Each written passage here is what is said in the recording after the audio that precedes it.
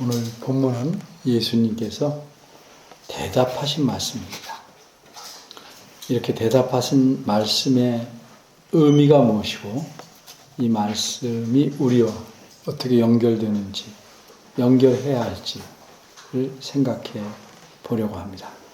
본문을 세 가지로 살펴보겠습니다. 첫째, 본문의 배경.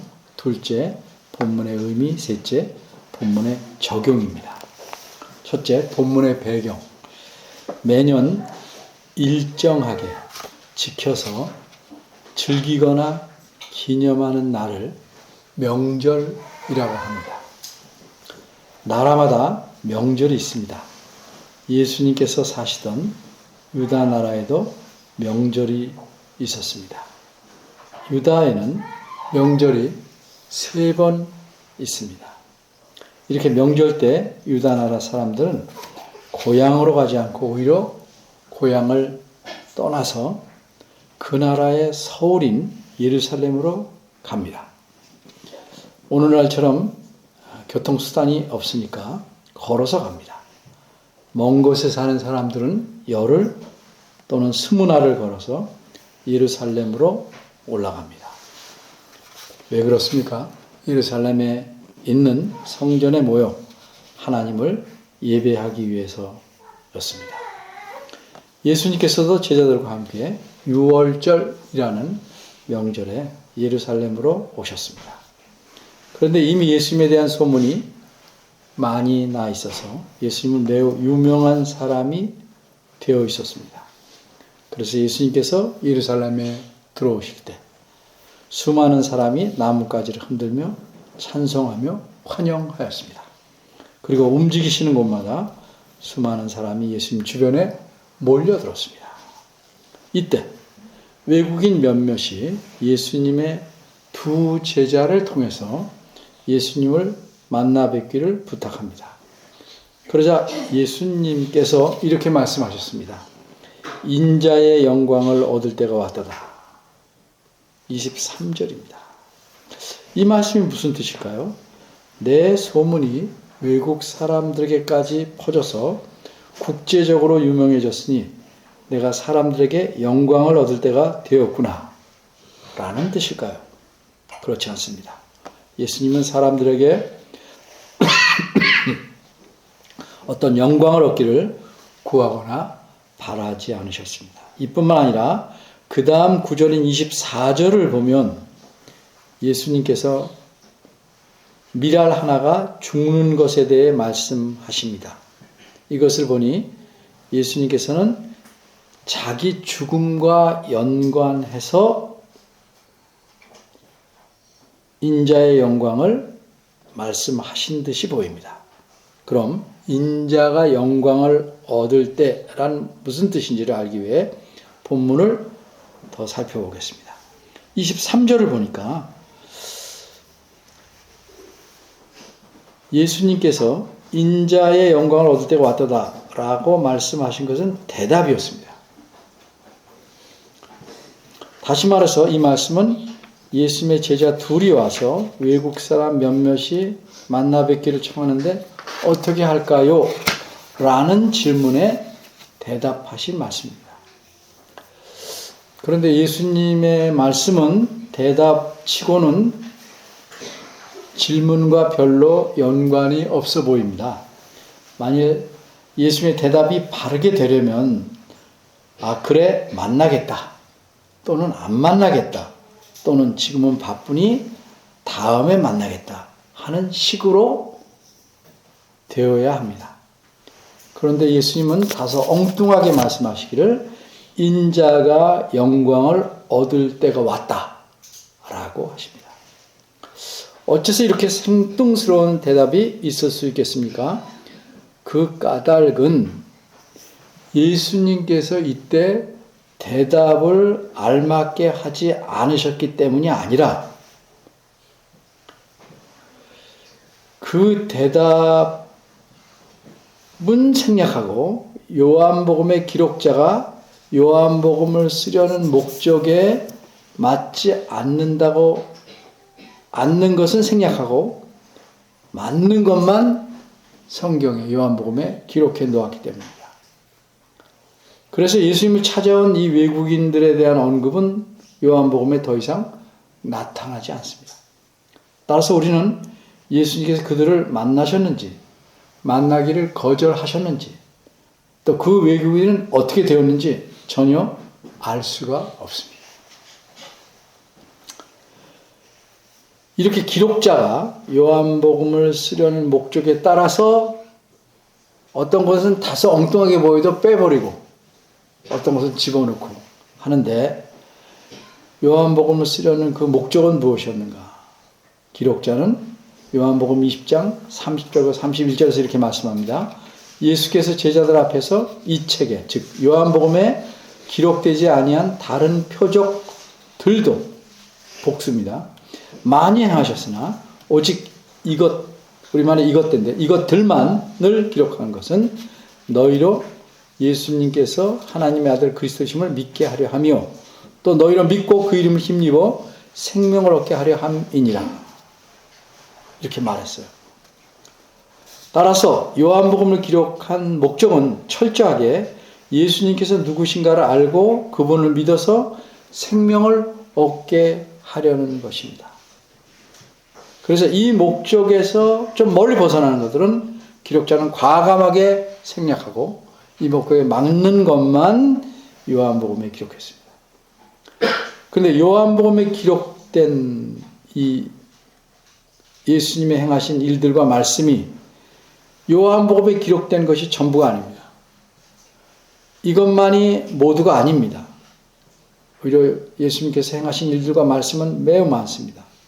기록자는 이런 사실을 알았습니다. 그래서 뭐라고 말씀하냐면 예수님의 행하신 일이 이 외에도 많으니 만일 낱낱이 기록된다면 이 세상이라도 이 기록된 책을 두기에 부족할 줄 아니라. 부족할 줄 아노라. 요한복음 20장 25절입니다. 이렇게 수많은 일 중에서 말씀과 행동 중에서 요한복음 기록자는 과감하게 필요하지 않다고 판단한 것들은 생략했습니다. 그리고 요한복음만 모아놨습니다. 그러면 여기서 생각할 게 20절과 21절에 왜 외국인 몇이 찾아와서 예수님 뵙기를 청하였다는 사실은 기록했을까? 그 다음에 전혀 나타나지 않는데 왜 이거는 기록했을까? 하는 겁니다. 그 까닭은 이렇습니다. 예수님께서 이들이 찾아온 바람에 그것이 오늘 본문의 말씀을 하신 계기가 되었고 외국인이 찾아온 사실을 보고 예수님께서 앞으로 어떻게 하시려는지를 알려주고 있기 때문입니다.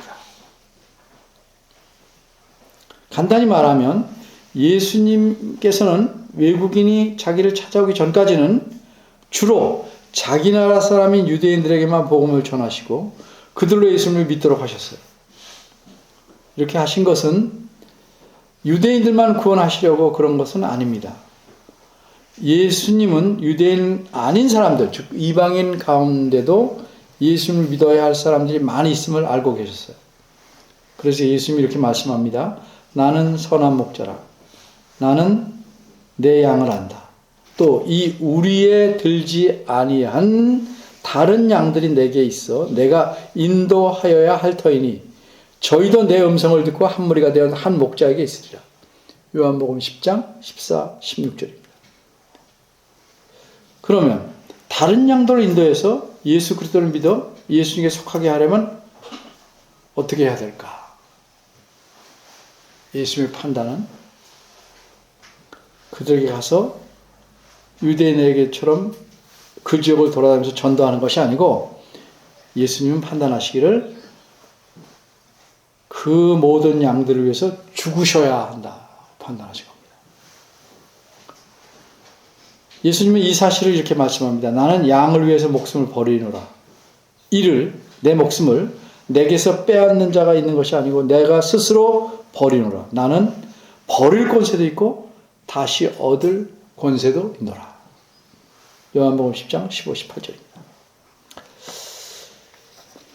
논의 벼 이삭이 일부 동시에 똑같이 나오지 않잖아요. 일부 팬 것, 나온 것을 보면 농부는 어떻게 합니까? 얼마 있으면 벼이삭들이 모두 다 팰 것이다.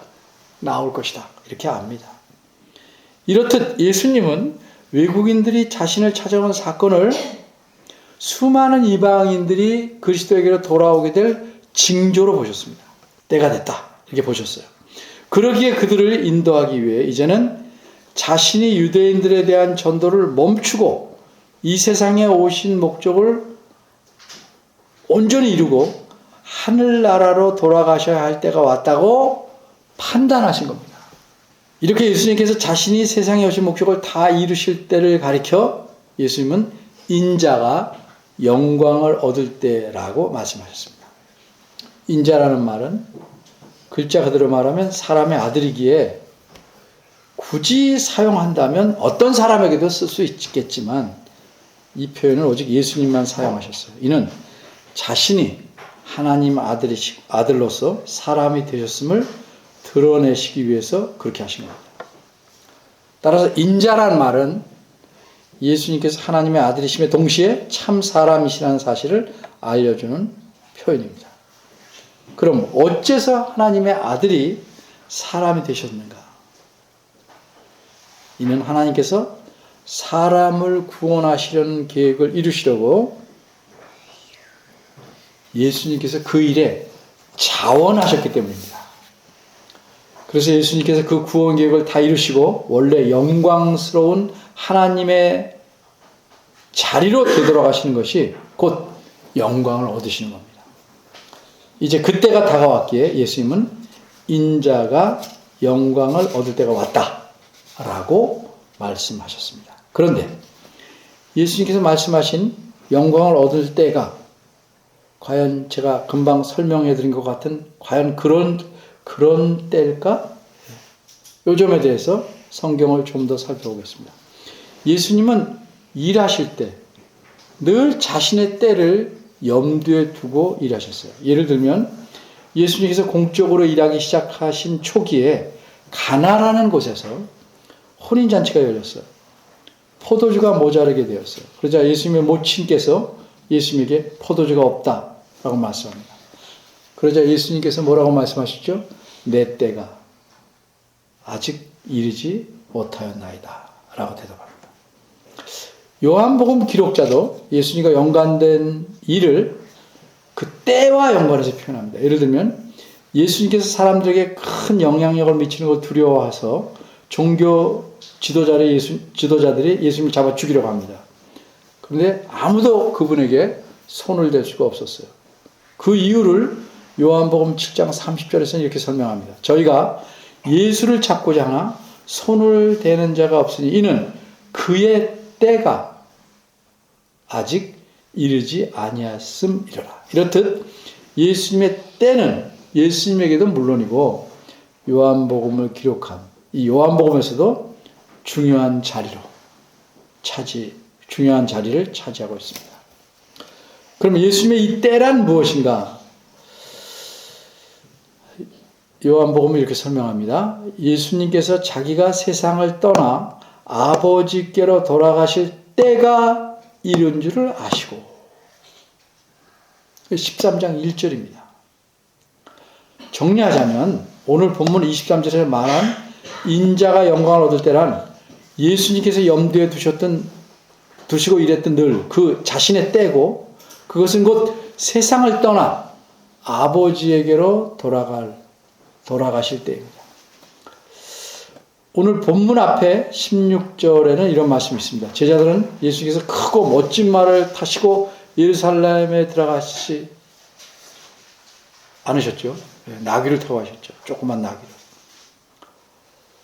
그리고 사람들이 예수님을 찬송하며 환영한 일에 대해서 제자들은 제대로 깨닫지 못했어요. 근데 이것을 제자들은 언제 깨달았다고 16절은 말씀합니까? 예수님께서 영광을 얻으신 후에야 깨달았다 이렇게 말합니다. 무슨 뜻이에요? 예수님께서 죽었다가 부활하셔서 하나님께로 돌아간 승천한 후에야 깨달았다는 의미입니다. 이처럼 예수님께서 영광을 얻을 때란 세상을 떠나 아버지 하나님께로 돌아가실 때입니다. 그러면 무조건 하늘 올라가 아버지께로 가시기만 하면 영광을 얻는 것일까? 그렇지 않습니다. 이 영광이라는 것은 예수님께서 어떤 방법으로 이 세상을 떠나느냐와 밀접하게 연관이 있습니다. 예수님은 이 세상에 그냥 여행 삼아 오신 것이 아니고 중요한 임무를 띠고 사람이 되셔서 오셨어요. 그래서 이 임무를 완수하지 못하시면 하늘로 돌아가시는 것이 언제든지 가실 수 있지만 아무 의미가 없어요. 그 임무는 자신에게 속한 사람들을 건져내서 사탄의 나라에서 옮겨서 하늘나라로 옮겨주시는 겁니다. 그러려면 예수님께서 그들의 죄값을 대신 치러야 하고, 그러기 위해서 예수님은 그 죄값으로 자신의 생명을 내놓으셔야 합니다. 이 사실을 예수님 자신이 잘 알고 계셨어요. 그러기에 24절에서 예수님은 자신의 행할 일을 뭐라고 비유하셨냐면 한 알의 미랄에 비유합니다. 땅에 떨어져서 죽는 한 알의 미랄에 비유하여 말씀하신 겁니다. 둘째, 본문의 의미. 이제 예수께서 말씀하신 본문을 좀 더 자세히 살펴보겠습니다. 우리가 쌀을 주식으로 먹고 삽니다. 유대 사람들은 밀로 빵을 만들어 그래서 주식으로 먹고 삽니다. 우리말 성경에 떡이라고 한 것은 다 빵입니다. 사실은 빵. 그렇게 예수님은 누구나 다 알 수 있는 곡식인 밀을 가지고 예를 듭니다. 밀의 씨, 즉 미랄을 땅에 뿌리면 그것은 죽고 거기서 수많은 열매가 나오게 됩니다. 이렇듯 예수님 자신이 죽어야 수많은 열매를 얻을 수 있다고 예수님 말씀하셨습니다. 예수님이 죽지 않으시면 아무런 열매를 얻을 수 없어요. 예수님이 죽지 않으시고 그대로 하늘로 가시면 그것은 이 땅에 오신 목적을 이루지 못한 것입니다. 따라서 열매가 전혀 없이 하늘로 돌아가시는 것이므로 영광을 얻을 수 없어요. 그러므로 예수님께서는 인자가 영광을 얻을 때가 왔다라고 말씀하신 것에는 자신이 감당해야 할 죽음을 우선으로 중점적으로 염두에 두신 말씀입니다. 하지만 사람이 스스로 자기 생명을 나무 위에 내놓아야 한다는 것은 아무리 잘 준비하고 각오했을지라도 정말 그 일은 죽을 만큼 힘든 일이에요. 그렇게 27절에 보면 12장 27절에 보면 예수님께서 자신의 마음을 이렇게 표현하십니다. 지금 내 마음이 민망하니 무슨 말을 하리요. 이 민망하다는 말 우리말에서 조금 오해가 되는데 원어의 뜻대로 풀이하면 이런 말이에요. 지금 내 심령이 아무 말도 할 수 없을 만큼 괴롭고 고민스럽다 하는 말입니다. 뭐 잘못해서 뻘쭘해서 민망하다가 아니고 정말 괴롭고 고민스럽다는 뜻입니다. 그래서 예수님은 오죽하면 아버지와 나를 구원하여 이 때를 면하게 하여 주옵소서 이렇게 말씀하셨어요. 이처럼 예수께서 얻으실 영광은 끔찍한 죽음, 그 당시 최고의 잔혹한 죽음의 방법을 통해서라야 얻을 수 있었습니다. 그런데 예수님은 자신의 마음을 다잡으시고 내가 이를 위하여서 이때 왔나이다. 다시 말해서 내가 이렇게 죽기 위해서 이때 왔나이다 라고 말씀하십니다. 그럼 예수님은 어떻게 자기 마음을 이렇게 힘든 마음을 다잡으실 수 있었을까? 25절을 봅니다. 이 말씀에서 예수님께서 자신의 마음을 다잡을 수 있는 원인을 우리가 찾을 수 있습니다. 그것은 뭐예요? 예수님께서 자신의 생명을 미워하셨기 때문입니다. 생명은 소중합니다. 사람은 마땅히 자기 생명을 사랑해야 합니다. 천하보다 귀한 것이 생명이라 예수님께서 친히 가르치셨습니다. 그런데 25절에서 예수님은 자기 생명을 사랑하지 않고 미워하라라고 말씀하신 것처럼 보입니다. 적어도 기계적으로, 겉보기로는 그렇습니다. 늘 말씀드리지만 말이란 항상 그 표현을 통해서 의도를 이해해야 합니다.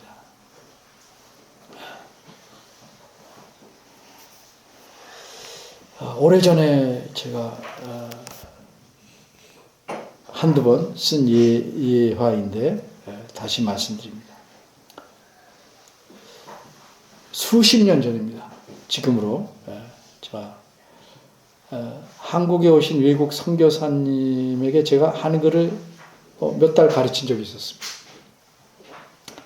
그때 그 선교사님 제게 이렇게 물으셨어요. 미스터 김, 한국말 중에서 나에게 제일 어려운 표현이 뭔 줄 아십니까? 잘 모르겠어서 모르겠다고 대답하니까 그분이 뭐라고 말하냐면 문 닫고 들어와 라고 말씀하셨어요.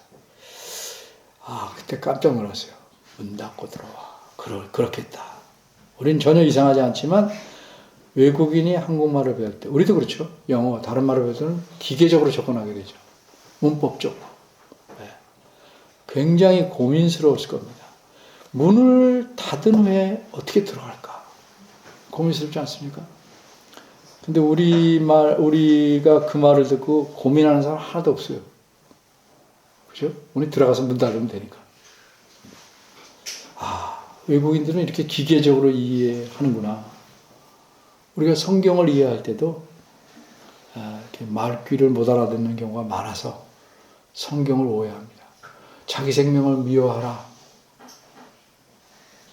이게 이 문맥에서 무슨 뜻일까? 기계적으로 이해하면 자기 생명을 소중히 여기란 말과 부딪히죠. 그러면 25절을 제대로 이해하면 무슨 뜻이겠어요? 자기 생명을 사랑하는 자라는 말 나오고 자기 생명을 미워하는 자도 나오죠. 자기 생명을 사랑하는 자를 풀어 말하면 성경으로 지나치게 이기적인 삶을 사는 자. 사람은 웬만큼씩 다 이기적이에요. 근데 지나치게 이기적인 삶을 사는 자. 오로지 자신만 알고 남을 위해서는 전혀 아무런 희생도 하지 않으려는 자. 갈등이 없다는 게 아니에요. 갈등 끝에 희생을 안 하려는 거죠. 하나님과 하나님 뜻보다는 자기 생각이나 자기 뜻만을 소중히 여기고 그것을 중심으로 살고 항상 우선하는 자. 이런 자를 자기 생명을 사랑하는 자라고 말하는 겁니다. 그럼 그런 자는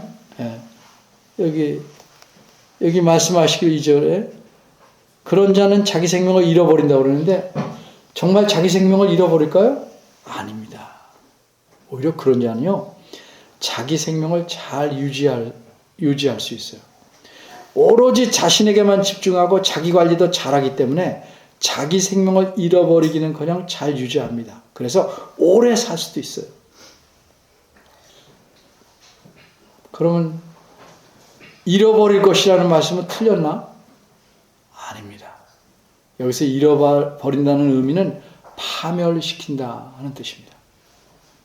따라서 자기만을 위해서 사는 자는 비록 육신의 목숨은 오래 유지할 수 있다고 할지라도 결국 자신을 파멸시키고 자신의 영혼을 망하게 한다는 뜻입니다. 바꿔 말하면 그의 삶은 기껏해야 이 땅에서의 삶이 전부라는 뜻입니다. 그에게 영원한 삶이란 없다는 의미예요. 그러면 어떤 자가 영원한 삶을 살 수 있는가? 어떤 사람이 이 세상에서 삶이 끝나도 영원히 살 수 있는가? 그는 자기 자신의 생명을 미워하는 자입니다. 그러면 자기 생명을 미워하는 자는 어떤 사람일까? 여기서 미워한다는 것 잘 이해하셔야 됩니다. 자기 생명을 사랑한다는 말과 대조해서 사용해서 괜히 자기 자신을 미워하고 생명을 소중히 여기지 않고 자기를 막대하고 이런 사람이 아니에요. 자기 생명을 미워한다는 것은 하나님보다 자신을 덜 사랑하는 자예요.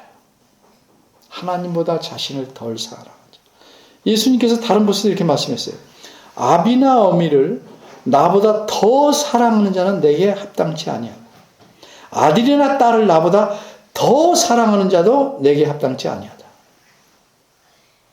사랑하지 말라는 게 아니에요. 두 개가 부딪힐 때 누구를 더 사랑하느냐 문제죠. 사람이 살아가면서 마땅히 사랑해야 하며 사랑하게 해야 하게 되는 대상이 가족이에요. 부모와 자녀예요. 그런데 그들의 가르침이나 요구가 예수님의 가르침이나 뜻에 거스르게 되면 우린 선택해야 돼요.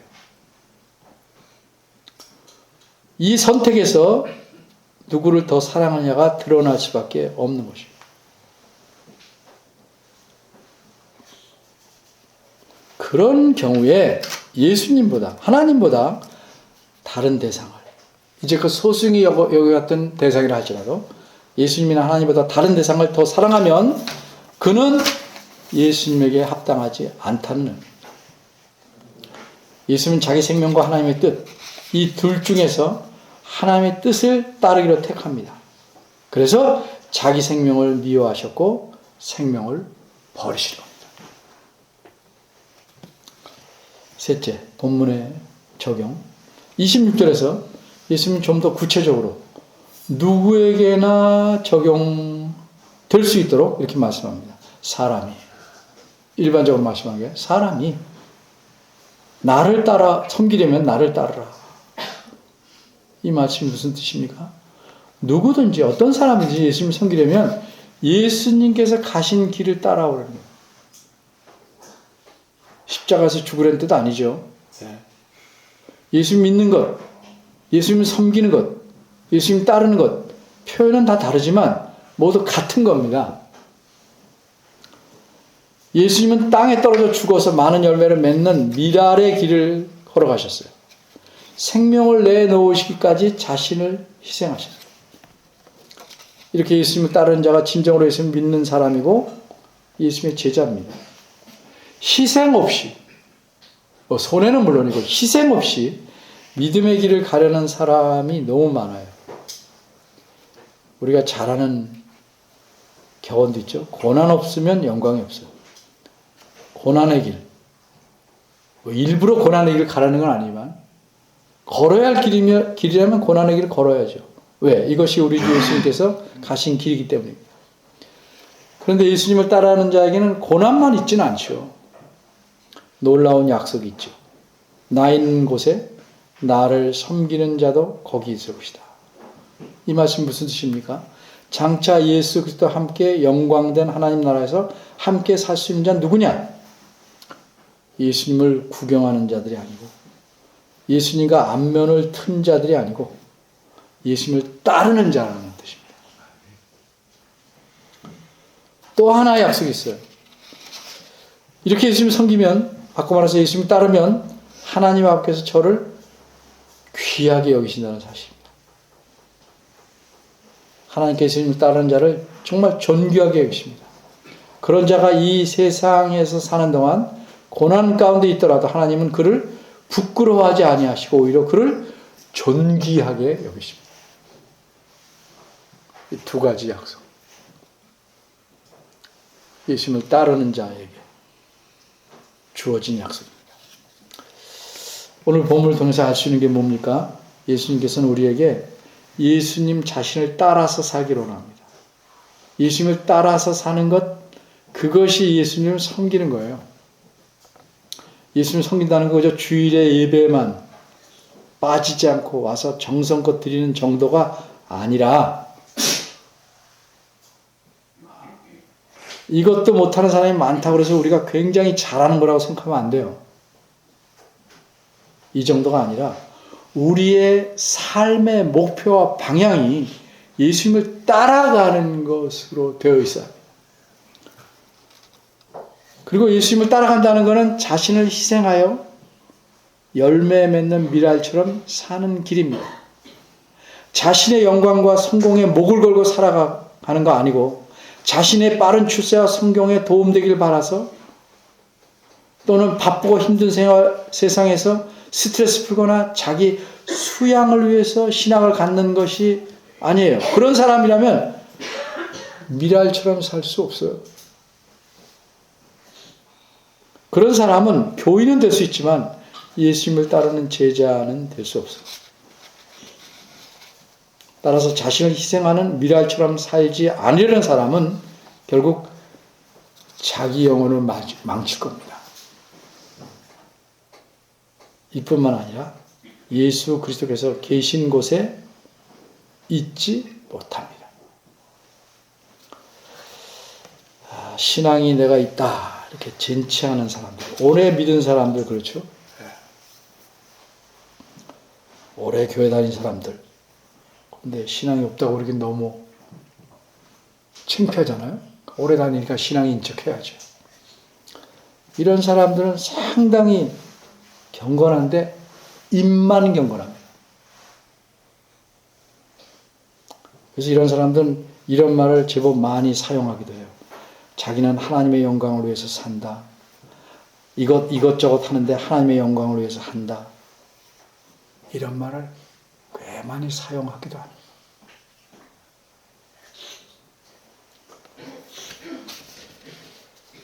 그런데 자기 생명을 끔찍이 사랑해서 아무런 희생도 아니하려고 하면서 어찌 예수님을 따를 수 있겠습니까? 예수님을 따라 살지 않으면서 어떻게 하나님의 영광을 위해서 산다고 말할 수 있겠습니까? 사실 우리 잘 들여다보면 내가 좋아하고 사랑하는 사람이나 가족, 피부치, 가까운 사람, 친한 사람을 위해서는 어느 정도 희생 기쁘게 하려고 하죠. 근데 나와 무관해 보이는 사람들에서 희생할 수 있나요? 그것도 할 수 있어요. 참 특이하게도 먼 곳에 사는 남 모르는 사람을 위해서는 봉사하고 희생할 수 있어요. 근데 누구 위해서 희생하기가 매우 힘들어요? 바로 내 옆에서 나를 갈구고 나를 힘들게 하는 사람. 나에게 눈의 가시처럼 생각되는 사람들 위해서 희생할 수 있어요? 너무 힘들죠. 그래서 가까운 사람이 원수가 되는 거예요.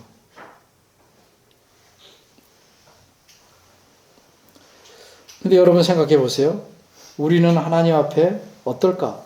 어쩌면 우리도 눈에 가시고 애물단지처럼 하나님 앞에서 말하고 행동하며 살아가고 있지 않은가?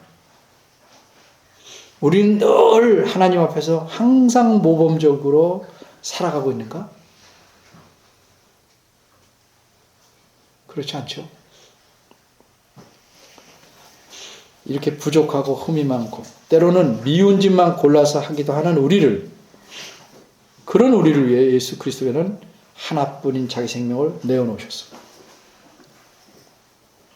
이런 예수님의 희생과 사랑을 우리가 마음에 담고 예수님을 바르게 따라가고 섬기려 한다면 어떻게 해야 돼요? 이런 사람 저런 사람, 나한테 잘해주는 사람 못한 사람 차별해 가면서 희생할 수는 없죠. 희생은 아픈 거고 손해보는 거예요. 부디 예수님을 따라 섬기는 길을 바르게 걸어감으로써 하나님께서 존귀하게 여기시는 사람들이 되기를 바랍니다. 기도하겠습니다. 하나님, 우리 자신들을 들여다봅니다. 하나님 앞에서 우리가 어떨까? 참 할 말이 없습니다. 내놓을 것이 없습니다. 그런데 우리는 늘 다른 사람에게 나를 위해 뭘 했다는 걸 내놓으라고 합니다.